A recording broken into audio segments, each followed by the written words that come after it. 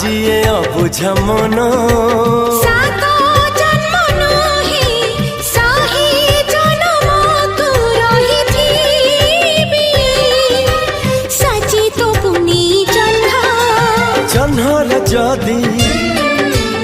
ଉଇଁବା କଥା ଜହ୍ନର ଯଦି ଉଇଁବା କଥା କାହିଁକି ଡେରି କରେ